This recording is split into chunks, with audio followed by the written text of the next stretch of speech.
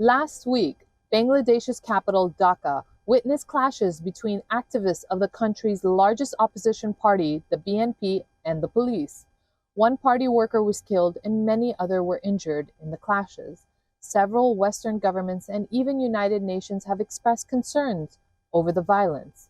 There have been repeated protests in Bangladesh recent months over power cuts and fuel price hikes, and now their demands for a fresh election.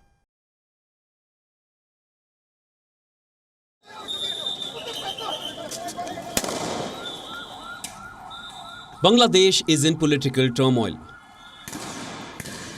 Wednesday saw violent clashes between supporters of the country's largest opposition party, the Bangladesh Nationalist Party, and the police. One party worker was killed and dozens of others wounded as the police used rubber bullets and tear gas to disperse the protesters who had gathered in front of the BNP's central office in the capital Dhaka.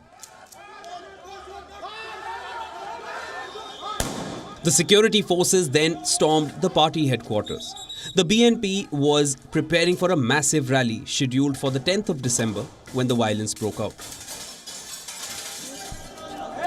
The two top BNP leaders were arrested following the clashes. The party says thousands of its workers and supporters were detained by the police in a bid to scuttle the rally.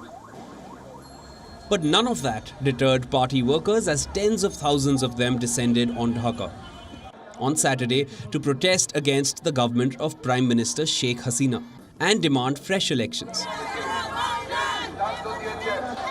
And in an attempt to pressurize the government, all 7 BNP members of parliament resigned the same day.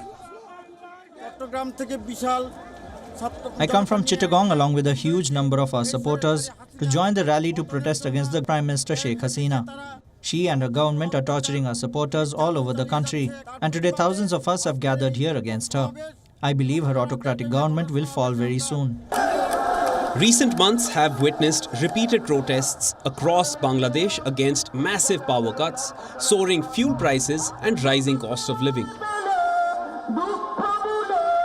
The demonstrators blame Prime Minister Sheikh Hasina for the crisis and are demanding that she step down to pave way for new elections under a caretaker government. Hasina and her ruling party, the Awami League, have rejected the opposition's demand, saying a caretaker government goes against the spirit of the country's constitution. General elections are not due in Bangladesh until the end of 2023. The Awami League returned to power in 2018 for the third consecutive time. The opposition has accused them of capturing power through vote rigging and intimidation. At least 15 Western governments and the United Nations have expressed concern over the political climate in Bangladesh. They issued a joint statement last week calling for the government to allow peaceful protests and free and fair elections. Amnesty International condemned Wednesday's violence, saying it showed the authorities had little regard for the sanctity of human life, and that it was meant to send a chilling message to the protesters.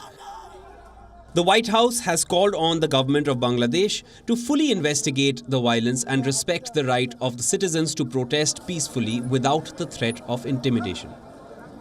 Politics in Bangladesh has been deeply polarized for decades, with Sheikh Hasina and her arch-rival Khaleda Zia being the most dominant political figures in a country which, despite being a parliamentary democracy, has a violent history of coups and counter-coups.